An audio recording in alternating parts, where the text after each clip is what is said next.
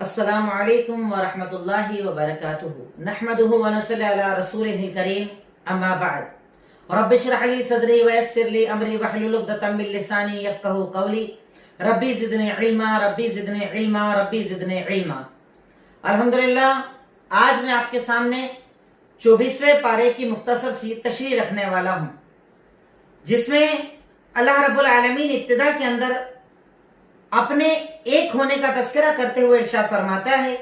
آیت نمبر 36 سورۃ زمر، اللہ کا فرمان الیس اللہ بکاف عبدہ، کیونکہ کفار مکہ کا ایک معاملہ یہ تھا کہ کفار مکہ یعنی جب اللہ کے نبی صلی اللہ علیہ وسلم انہیں دعوت دینے کے لیے جاتے تو وہ اپنے بتوں سے آپ کو ڈرایا کرتے تھے کہ ایسا ہو جائے گا، آپ نہیں کرو گے تو یہ بت ناراض ہو جائیں گے، آپ کے ساتھ ایسا ہو جائے گا ویسا ہو جائے گا۔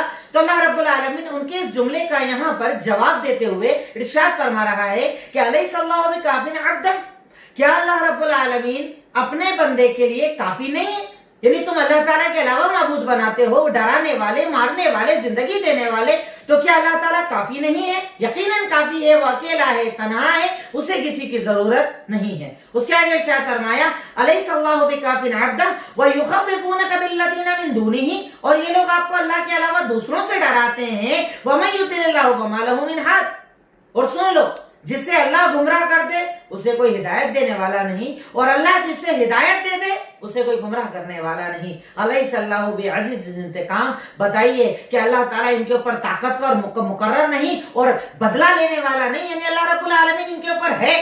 انہیں اس بات کا یقین رکھنا چاہیے، انہیں اللہ تعالیٰ کی ذات پر یقین رکھنا چاہیے، انہیں اللہ تعالیٰ کے ہونے پر یقین رکھنا چاہیے، اور اللہ کو کسی کی ضرورت نہیں، اللہ کسی کا محتاج نہیں، دینے میں، لینے میں، سننے میں اللہ رب العالمین اکیلا ہے، عطا کرنے میں، تمہاری دعاؤں کو سننے میں، تمہاری مرادوں کو سننے میں اللہ اکیلا ہے اور وہ کافی ہے، اس کو کسی کی ضرورت نہیں ہے۔ اللہ رب العالمین یہاں پر ہمیں عقیدہ سکھا رہا ہے۔ اس کے بعد اللہ رب العالمین کہتا ہے کہ ٹھیک ہے، اب ان سے کہہ دیجئے کہ آپ اپنے دعوت پہنچا دی، بتا دیا، اس کے بعد بھی اگر نہیں مان رہے، ان کے لیے ان کا عمل انہیں دیکھنا ہے، اللہ تعالیٰ حساب لینے والا ہے۔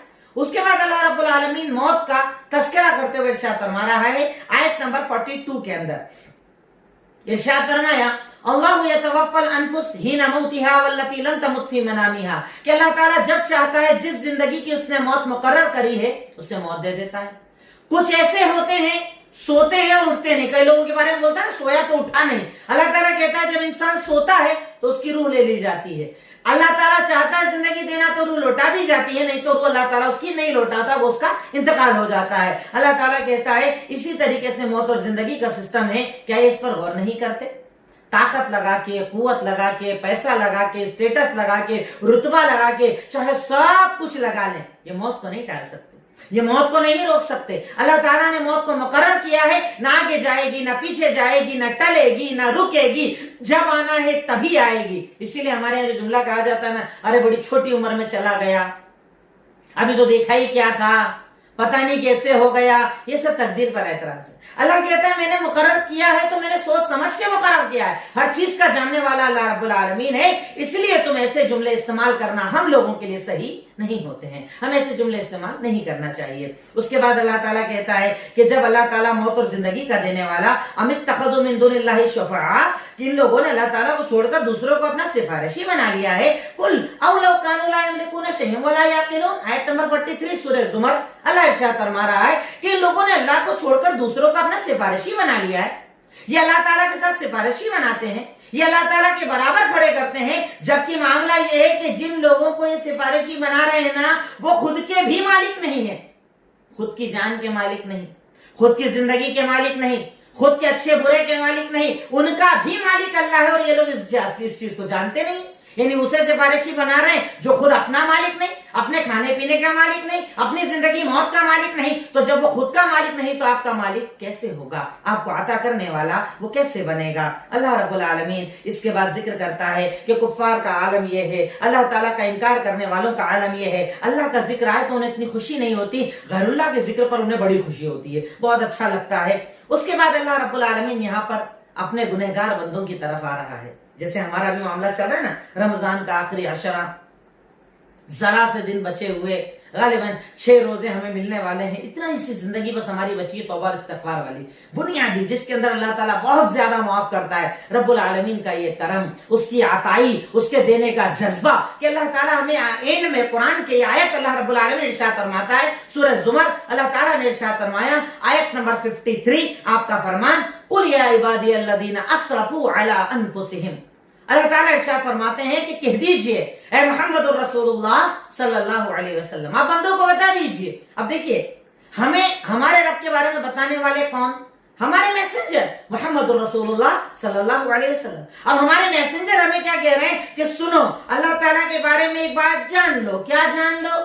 اللہ تعالیٰ کہہ رہا ہے کہ کہہ دیجئے میرے ان بندوں کو جنہوں نے اپنے نفسوں پر بڑا اسراف کر رکھا ہے، بڑا ظلم کر رکھا ہے، گناہ کر کے، حرام کر کے، حرام کما کے، حرام کھا کے، غلط اعمال کر کے، گناہ توبہ کچھ نہیں کیا، اب تک بہت زیادہ گنہگار ہو چکا ہے. جو سوال ہوتا ہے نا ہم لوگوں کا، اپن اتنے گنہگار سیاکار اللہ سے کیسے مانگے؟ اللہ تعالیٰ اسی چیز کا جواب، کاش قرآن کو ترجمے سے پڑھا ہوتا، بھٹکنے کی ضرورت نہ پڑتی. اللہ رب العالمین اس آیت کے اندر صاف، کلیئر، ایک دم بیسک یعنی انداز کے اندر آپ کو سمجھا رہا ہے. اللہ رب العالمین ارشاد فرما رہا ہے کہ محمد الرسول اللہ صلی اللہ علیہ وسلم آپ میرے بندوں کو، ان بندوں کو، اچھا دیکھیے اللہ تعالیٰ بات کن سے کر رہا ہے؟ گنہگاروں سے بات کر رہا ہے. نیکوں کی تو بات الگ چل رہی ہے، یہاں اسپیشل گنہگاروں سے بات ہو رہی ہے، سیاہکاروں سے بات ہو رہی ہے، اسراف کرنے والوں سے بات ہو رہی ہے کہ آپ انہیں بتائیے جنہوں نے اپنے نفسوں پر اسراف کر رکھا ہے، جنہوں نے بہت زیادہ گناہ کر رکھے ہیں، انہیں آپ کیا بتا دیجئے؟ انہیں یہ بتا دیجئے لا تقنطوا من رحمت اللہ، اللہ کی رحمت سے کبھی مایوس مت ہونا. گناہ کیے نا، خطا کیے نا، اللہ کو ناراض کیا نا، پر جس دن تیرا دل سچا ہو گیا، تو نے توبہ کر لی، تو اللہ کے سامنے آ گیا، تو نے شرمندگی کا احساس کر لیا، اپنے سارے گناہوں کو یاد کر کے وعدہ کر لیا کہ اللہ گناہ نہیں کروں گا، اللہ کہتا ہے میری رحمت سے کبھی مایوس مت ہونا. اللہ تعالیٰ ارشاد فرماتا ہے لا تقنطوا من رحمت اللہ ان اللہ یغفر الذنوب جمیعا. اللہ تعالیٰ سارے گناہ معاف کر دے گا، سارے، کوئی کرائٹیریا نہیں رکھا اس کے اندر، سارے سب معاف کر دے گا. تو آ تو صحیح، جھک تو صحیح، مانگ تو صحیح، رو تو صحیح، آنسو بہا تو صحیح، توبہ کر تو صحیح. اللہ تعالیٰ کہہ رہا تو سیاکار ہے، خطا کار ہے، غلط ہے، گنہگار ہے، سب کچھ کر کے آیا ہے.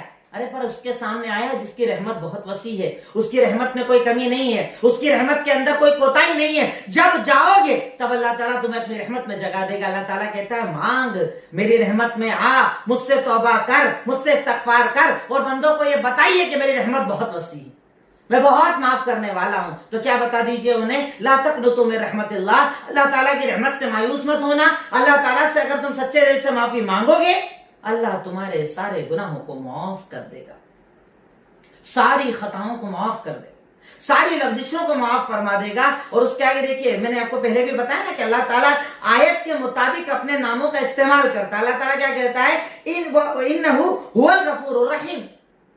اور سن لو، کیونکہ وہ غفور ہے اور رحیم، معاف کرنے والا، رحم کرنے والا، بہت زیادہ معاف کرنے والا، بہت زیادہ رحم کرنے والا. رمضان کا مہینہ ہے، روزے چل رہے ہیں، تراویح پڑھ رہے ہو، بالکل خالی گھروں کے اندر ہو، صرف عبادت اللہ اللہ کر رہے ہو، ساری مصروفیت اللہ نے تمہاری ختم کر دی ہے. اس صورت کے اندر جھک کر، رو کر، گڑگڑا کر ایک ایک گناہ کو یاد کر لو اور اللہ تعالیٰ سے بول دو کہ اللہ میں تیرا بندہ، تو میرا رب، اب میں تیرے سامنے اور تو میرے سامنے. اللہ میں تجھے ڈائریکٹ پکار رہا ہوں، تجھ سے مانگ رہا ہوں، تو میرا خالق ہے، مالک ہے، تو نے کہا ہے کہ رحمت سے مایوس مت ہونا، اللہ مجھے معاف کر.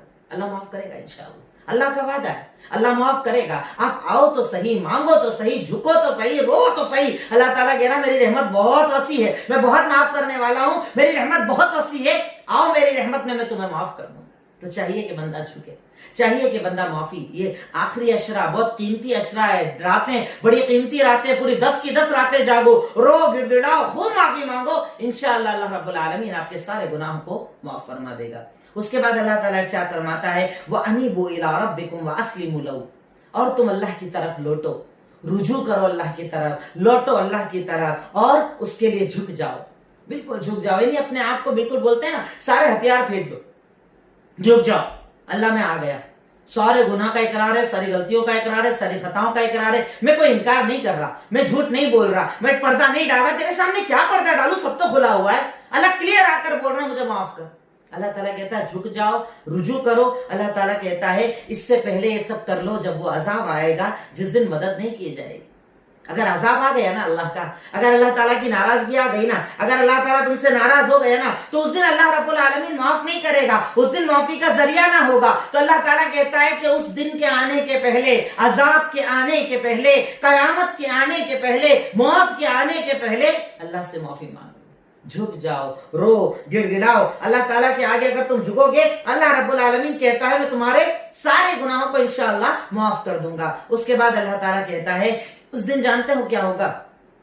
اگر ابھی توبہ نہیں کرو گے، ابھی معافی نہیں مانگو گے، اس دن پتا ہے تم کیا کرو گے؟ جب اللہ کے سامنے پیش کیے جاؤ گے تو اس دن ایک جملہ کہو گے، میں نے اس کے اوپر ایک پوری تقریر کی ہے، میرے شاید نام سے آپ کو مل بھی جائے گی، کہ وہ خواہش جو کبھی پوری نہ ہوگی۔ ان خواہشات میں اللہ تعالیٰ کچھ خواہشوں کا ذکر کر رہا ہے جو مرنے کے بعد انسان کرے گا اور پوری نہ ہوگی، اس لیے دنیا میں خواہش پوری کر لو۔ اللہ تعالیٰ کہتا ہے اس دن تم کہو گے ان تقول نفس یا حسرتی علی ما فرطت فی جنب اللہ، اس دن تم کہو گے کاش میں نے اللہ کے حق میں بہت کمی کر لی نہیں کی ہوتی، کاش میں نے اللہ کے حق پورے کیے ہوتے، کاش میں نے اللہ تعالیٰ کی باتوں کو مانا ہوتا، ان کو تو من الساحرین، میں تو شاید جادوگروں میں سے ہو گیا تھا، مجھ پر سحر ہو گیا تھا، میں نے ایسا کیوں کر لیا؟ پھر تم اس دن کہو گے میرے رب نے مجھے ہدایت دی، کاش کہ مجھ سے ڈر جاتا، کاش کاش کاش، اور کاش پورا ہونے والا نہیں ہے۔ اور اس دن کہے گا اور تقول حين ترى العذاب، اور جب وہ عذاب دیکھے گا تو کہے گا لو ان لی کرۃ فاکون من المحسنین، اے اللہ ایک بار دنیا میں لوٹا دے، میں احسان کرنے والا بن جاؤں گا۔ پر اس دن کاش سے کچھ ہونے والا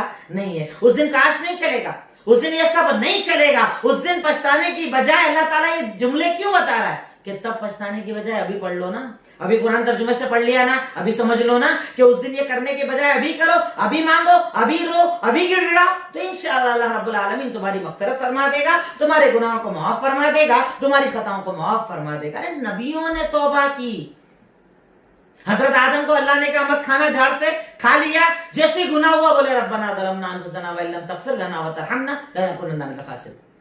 ابراہیم علیہ السلام نے دعا مانگ لی میرے ابا کی مغفرت کر دینا، پتہ نہیں تھا کہ مشرک کے لیے دعا نہیں کر سکتے، جیسے پتا چلا اے اللہ مجھے معاف کر دے۔ حضرت نوح علیہ السلام نے توبہ کی اور توبہ کرنے کا حکم دیا، حضرت یونس علیہ السلام نے توبہ کی اور توبہ کرنے کا حکم دیا۔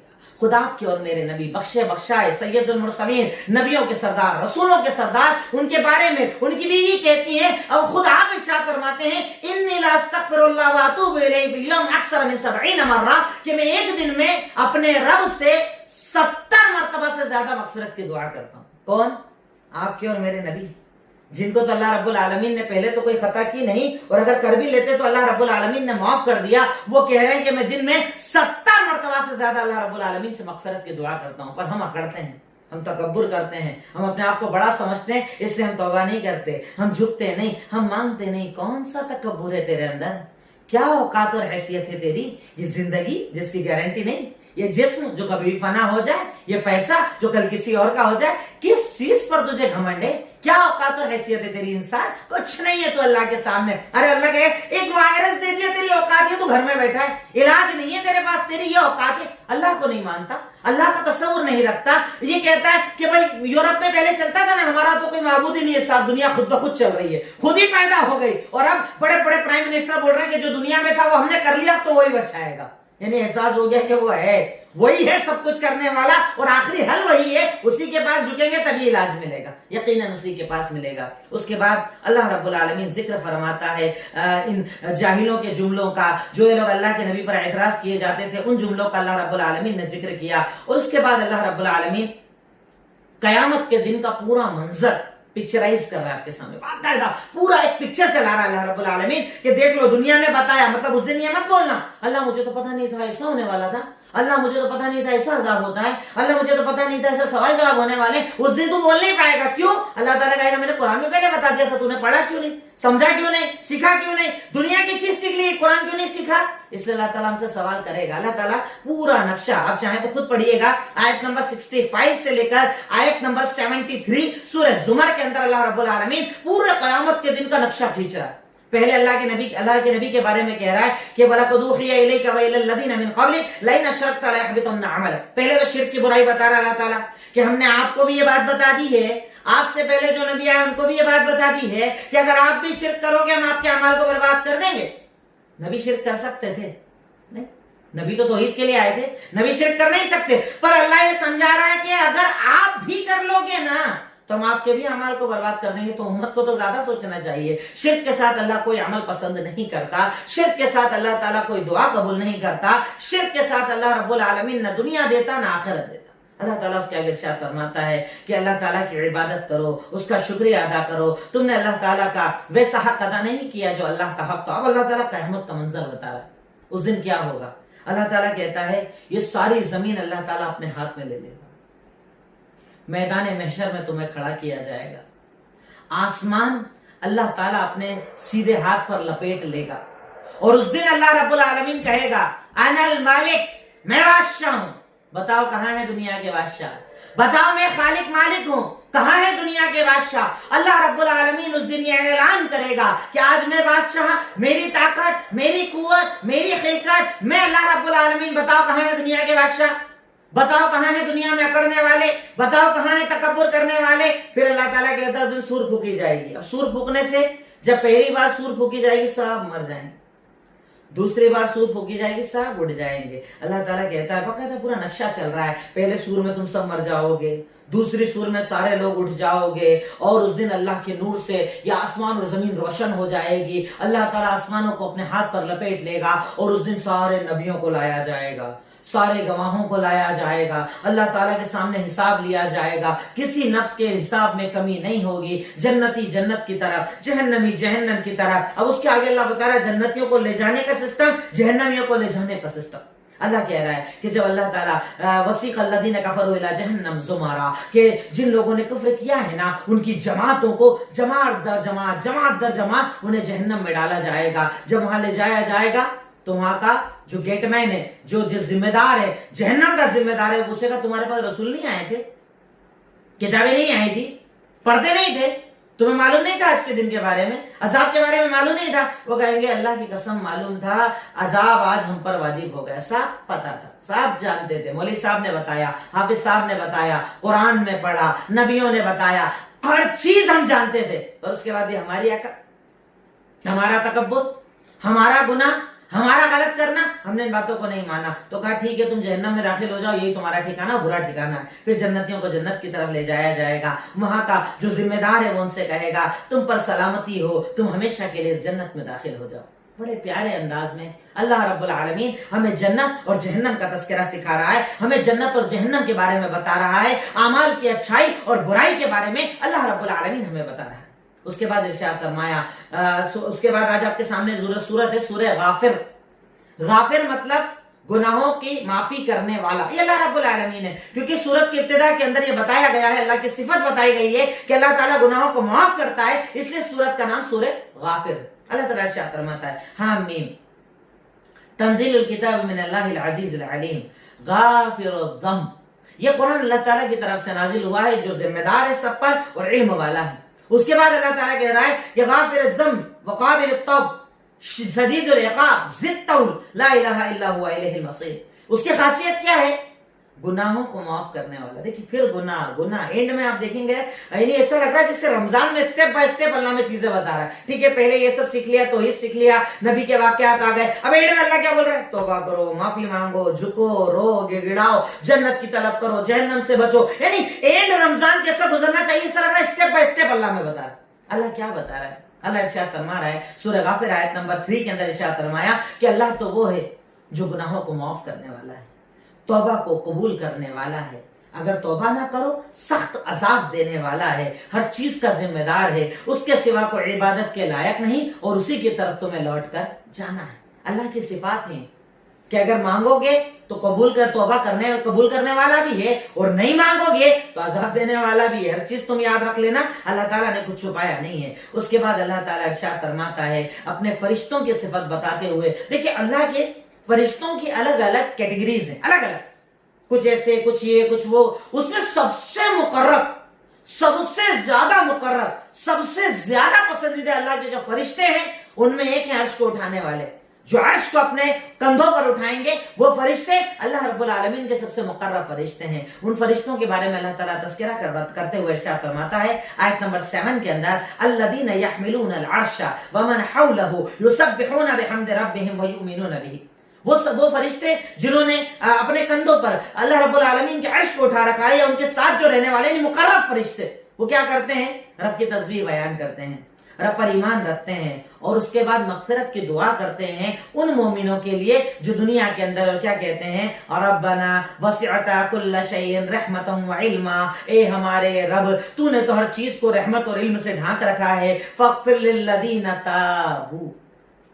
دیکھیے توبہ کرنے والوں کی فضیلت, دیکھیے جھکنے والوں کی فضیلت, دیکھیے مانگنے والوں کی فضیلت کہ آپ کے لیے مقرر فرشتے یہ دعا مانگتے ہیں کہ اللہ وہ بندے جو تجھ سے توبہ کر رہے ہیں انہیں معاف کر دے, معاف کر دے ان کے گناہوں کو, ختم کر دے ان کے گناہوں کو, دے دے ان کو جنت. یہ دعا مانگتے ہیں, انہوں نے تیرے راستے کی پیروی کی ہے, اللہ انہیں جہنم سے بچا لے. پھر دعا کرتے ہیں ربنا وادخلہم جنات عدن التي وعدتہم, اور اللہ تو نے جس جنت کا وعدہ کیا ہے وہ دے دینا, ہمیشگی والی جنت دے دینا ان کے باپ کو, ان کی بیویوں کو, ان کے بچوں کو, یعنی جو دین پر عمل کرے ان مومنوں کو بھی اور جو دین پر عمل کرے ان کے رشتہ دار ان کو بھی, سب کو جنت دے دے. تو عزیز ہے, تو حکیم ہے. اللہ تعالیٰ ان کی دعا سنے گا, اللہ انہیں جہنم سے بچا لے, جہنم کے عذاب سے بچا لے, اور قیامت کے دن تو جس پر رحم کر دے گا وہی تو رحم پانے والے ہیں. دیکھیں دعا مانگ رہے, فرشتے دعا کرتے ہیں, مقرر فرشتے دعا کرتے ہیں توبہ کرنے والوں کے لیے,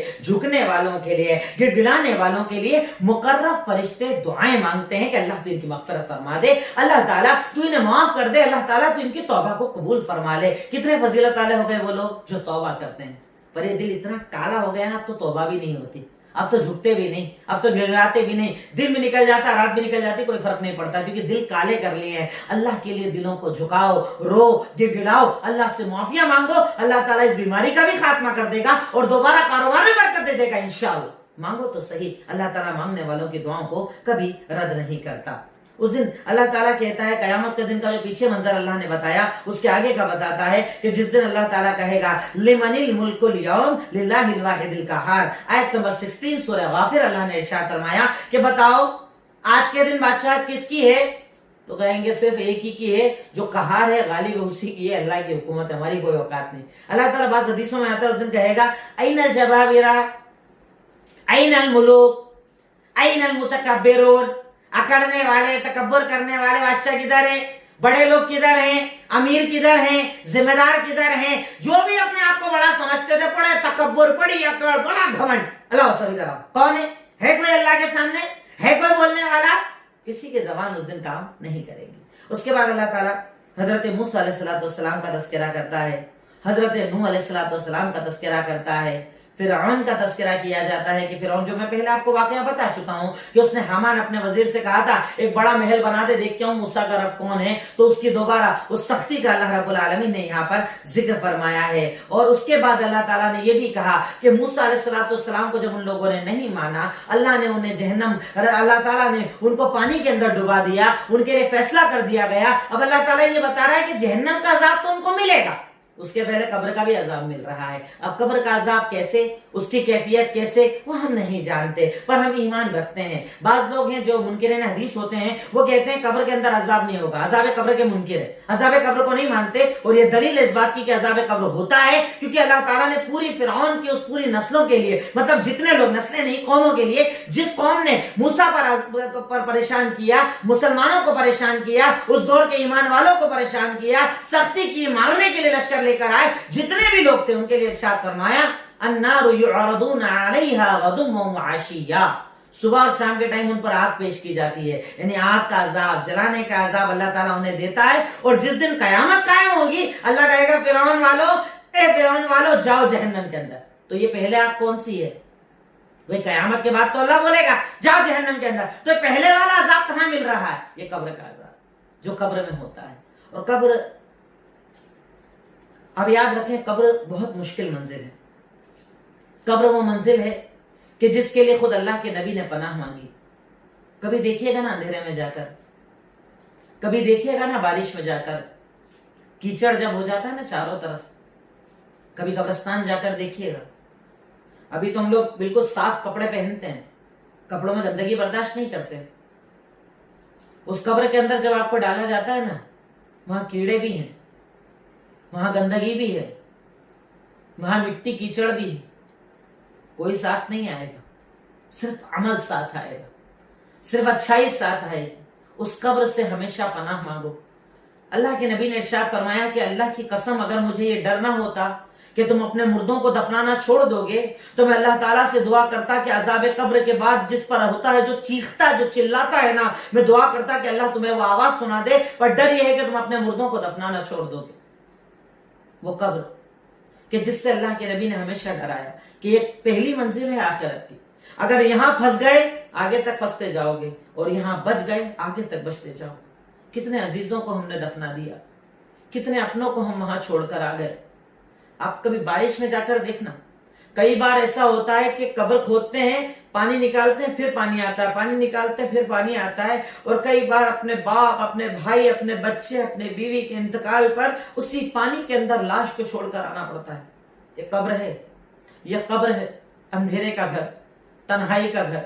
بہت ایسی منزل ہے نا کہ صرف ایک بار اگر اسے یاد کر لو نا، یہ سارے عمل سدھرنا شروع ہو جائیں گے. اپنی اصلیت یاد آ جائے گی، اپنی سچائی یاد آ جائے، اپنی موت یاد آ جائے. اللہ تعالیٰ ہمیں بار بار کہہ رہا ہے قیامت، جہنم، آگ کے زندگی کو سدھارو، زندگی کو بہتر بناؤ، کیونکہ اللہ رب العالمین اس زندگی کی بہتری پر ہی تمہارے لیے نیکیاں اور اچھے بدلے لکھے گا. اس کے بعد اللہ رب العالمین آیت نمبر 51 سورہ غافر کے اندر ایک ارشاد فرماتا ہے اِنَّا لَنَنْصُرُ رُسُلُنَا وَالَّذِينَ آمَنُوا فِي الْحَيَاةِ الدُّنْيَا وَيَوْمَ يَقُومُ الْأَشْهَادُ. کہ یقیناً اللہ تعالیٰ کا یہ وعدہ ہے، یہ ہمارے لیے ایک سکون کی چیز ہے.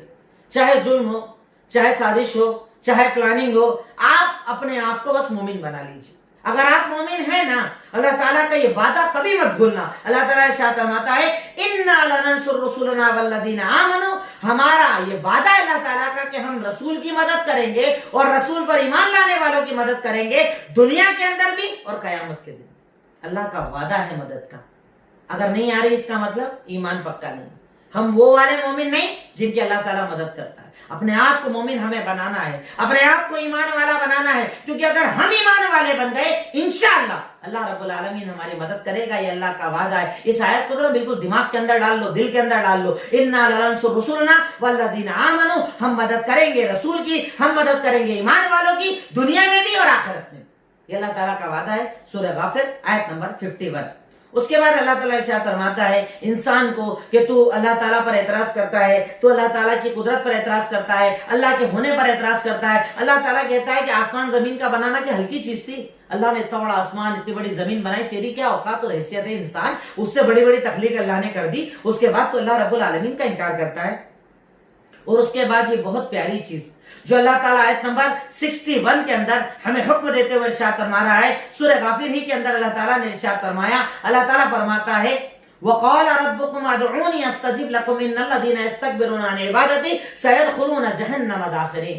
اللہ تعالیٰ یہاں پر دعا کی فضیلت بتا رہا ہے، مانگنے کی فضیلت بتا رہا ہے، اور بتاتے بتاتے ارشاد فرماتا ہے آیت نمبر 60 اور آیت نمبر 61 سورہ غافر. اللہ نے ارشاد فرمایا کہ اللہ تعالیٰ کہتا ہے تمہارا رب تم سے یہ کہتا ہے پکارو میں تمہاری پکار کو جواب دوں گا، مانگو میں تمہیں عطا کروں گا. اب دیکھیے ہم سے کوئی مانگے تو ہم ناراض ہوتے ہیں، ہم سے کوئی سوال کرے ہم ناراض ہوتے ہیں، اور اللہ وہ جو بول رہا مانگو، اللہ نہیں مانگنے والوں سے ناراض ہو جاتا ہے. اور اس کے بعد بندہ کیا بول رہا؟ اللہ نہیں مانگوں گا، ادھر جاؤں گا، ادھر جاؤں گا، ادھر جاؤں گا، تجھ سے نہیں مانگوں گا. اللہ کہہ رہا مجھ سے مانگ، پکار، میں سنتا ہوں، میں دیتا ہوں. اللہ کہہ رہا ہے، میں نہیں کہہ رہا، کوئی انسان، کوئی مولوی، کوئی عالم نہیں کہہ رہا، اللہ کہہ رہا ہے ادعونی استجب لکم، مانگو میں تمہاری پکار کا جواب دیتا ہوں. ان الذین یستکبرون عن عبادتی، یقیناً وہ لوگ جو میری عبادت سے تکبر کرتے ہیں انہیں میں جہنم کے اندر ڈالوں گا. دو چیز پتہ چلی.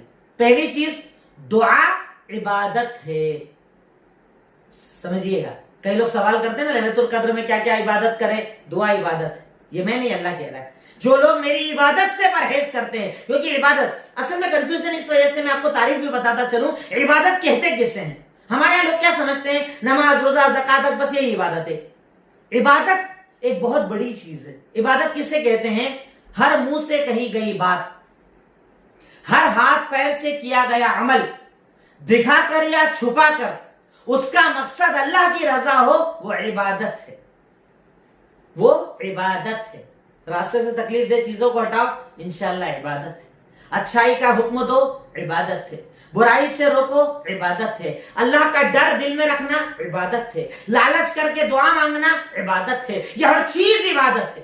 جو اللہ کی رضا کے لیے عمل کیا جائے وہ عبادت ہے۔ وہ تو یقیناً بڑی عبادتیں ہیں، نماز، روزہ، زکوٰۃ، حج، پر یہ بھی عبادتیں ہیں، ان کو حقیر مت سمجھو، خوب دعا مانگو۔ اللہ تعالیٰ کہتا ہے کہ وہ لوگ جو تکبر کرتے ہیں نا میری عبادت سے، اچھا اس سے ایک چیز یہ بھی پتا چلی کہ جو دعا نہیں مانگتا اللہ کی نظر میں اس میں تکبر ہے، گھمنڈ ہے، کبریائی ہے، یعنی وہ اپنے آپ کو بڑا سمجھتا ہے، اللہ کے آگے نہیں جھکتا ہے جو دعا نہ مانگے۔ اور اللہ تعالیٰ کہتا ہے جو دعا مانگتا ہے گویا کہ وہ جھکنے والا بندہ ہے، اللہ جھکنے والوں کو زیادہ پسند کرتا ہے۔ اللہ تعالیٰ ارشاد فرماتا ہے یقیناً وہ لوگ جو میری عبادت سے پرہیز کرتے ہیں وہ جہنم کے اندر ڈالے جائیں گے۔ اس کے بعد اللہ کہتا ہے وہی تو اللہ ہے جس نے رات کو سکون بنایا، دن کو کام کی چیز بنایا، تم اللہ تعالیٰ کے فضل تلاش کرتے ہو۔ اس کے بعد اللہ رب العالمین پھر ہمیں ہماری تخلیق یاد دلاتا ہے نمبر 67 کے اندر، کیسے میں نے تجھے پیدا کیا، نطفے سے انسان، بڑا کیا، یہ کیا، بزرگ ہوا، جوان ہوا۔ اللہ تعالیٰ ساری کیفیت کو، مراحل کو، جتنی پیٹرن سے ہم گزرتے ہیں، جتنے مرحلوں سے ہم گزرتے ہیں،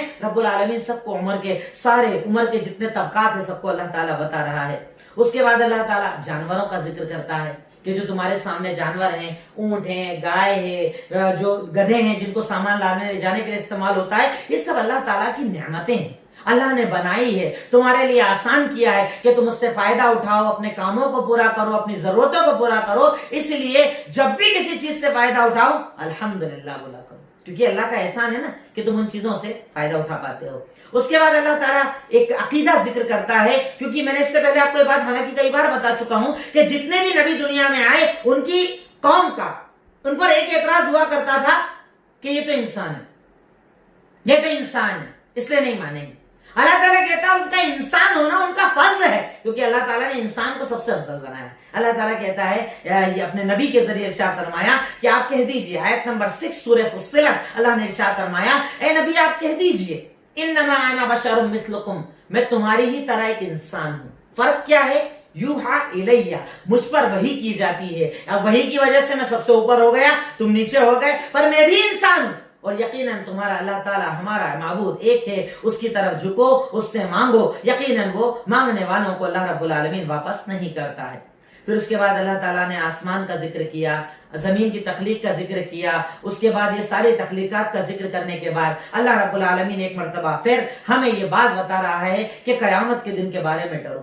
اس دن اللہ تعالیٰ ہر چیز سے گواہی لے گا۔ جو کل میں نے آپ کو بات بتائی تھی وہ آج آیت آ گئی ہے، آیت نمبر 20 اور آیت نمبر 21 سورہ فصلت۔ اللہ تعالیٰ نے ارشاد فرمایا بہت عظیم چیز ہے، بہت عظیم چیز ہے، سمجھنے والے کے لیے، ڈرنے والے کے لیے بہت بڑی چیز ہے۔ اللہ تعالیٰ ارشاد فرماتا ہے کہ اللہ تعالیٰ جب تمہیں قیامت کے دن بلائے گا، میدان محشر میں آ گئے، سامنے آ گئے، اللہ کے سامنے کھڑے ہو، اب فیصلہ لینا ہے۔ سب سے پہلے زبان پہ تالا، یہ تو جھوٹ بولتی ہے، بہت زیادہ تالا لگا ہے۔ اللہ تعالیٰ کہتا ہے اس کے بعد آیت نمبر 20 کان سے گواہی لے گا، کیا کیا سنا، آنکھ سے گواہی لے گا، کیا کیا دیکھا، یہاں تک کہ تیری اسکن، تیری چمڑی سے گواہی لی جائے گی کہ تم لوگ کیا کرتے تھے۔ تو انسان کہے گا، ایک دم گھبراہٹ میں کہے گا کہ چمڑی تو میرے خلاف بول رہی ہے۔ تو وہ چمڑی اس دن کہے گی کہ میرے رب نے مجھے بولنے کی طاقت دی جو ہر چیز سے بلوا سکتا ہے، اور جب وہ بلوانے پر آئے تو کوئی روک نہیں سکتا، اور وہی ہے جس نے تمہیں پہلی مرتبہ پیدا کیا، اور اسی کی طرف تمہیں لوٹ کر جانا ہے۔ اور اللہ تعالیٰ کہتا ہے کہ جب یہ تمہاری آنکھ، تمہارے کان، تمہاری چمڑی تمہارے خلاف گواہ بن جائے گی تو جھوٹ کہاں چلے گا؟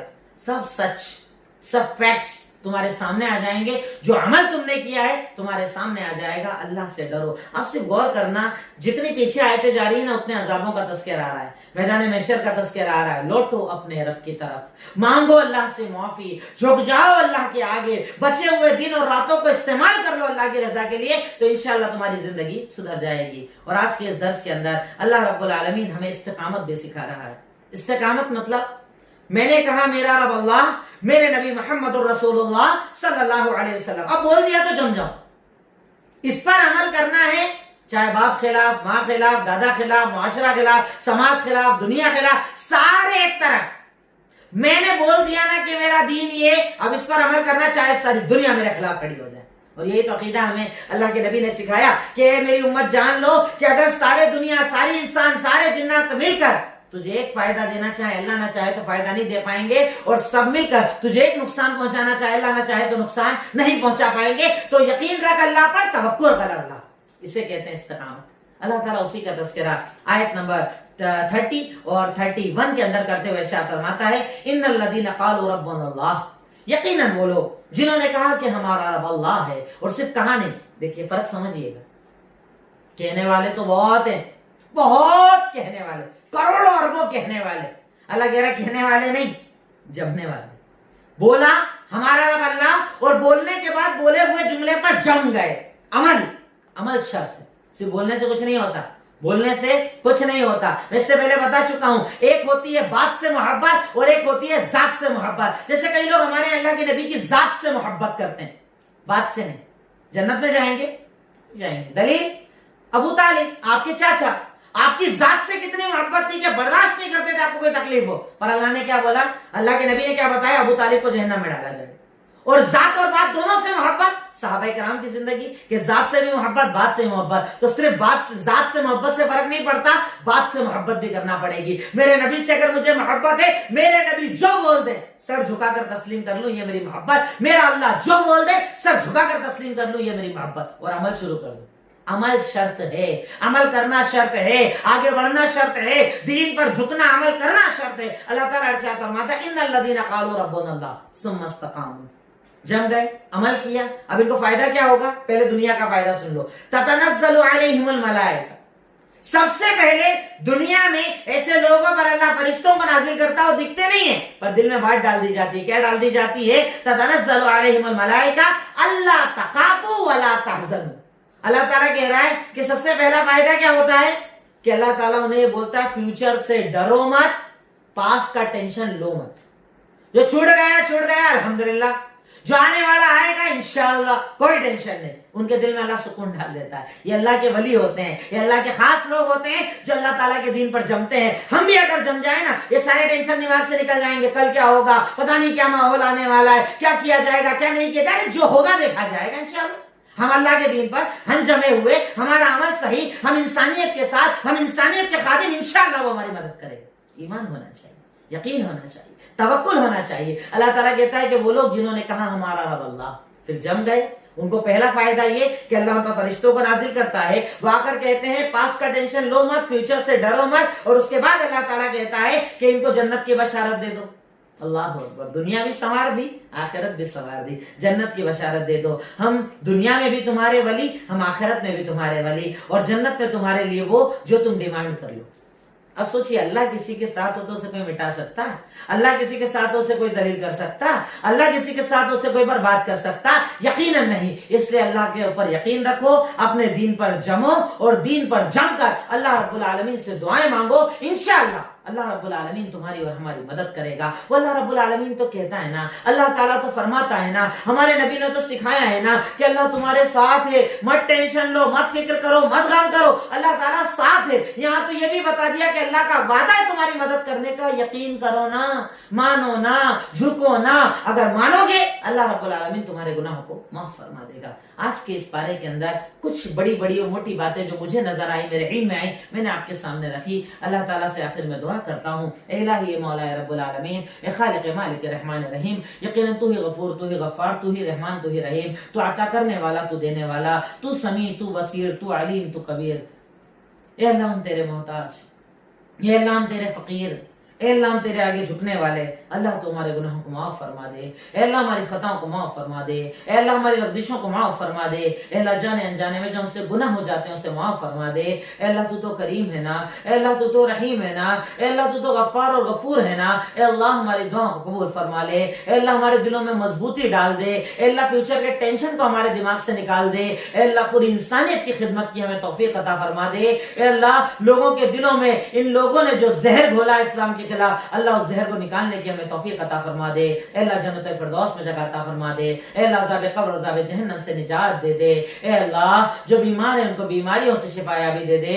اے اللہ جو قرضوں میں ڈوبے ہیں قرض کی ادائیگی کی راہیں کھول دے۔ اے اللہ ہماری دعاؤں کو قبول فرما لے۔ وآخر دعوانا ان الحمدللہ رب العالمین۔ السلام علیکم ورحمۃ اللہ وبرکاتہ۔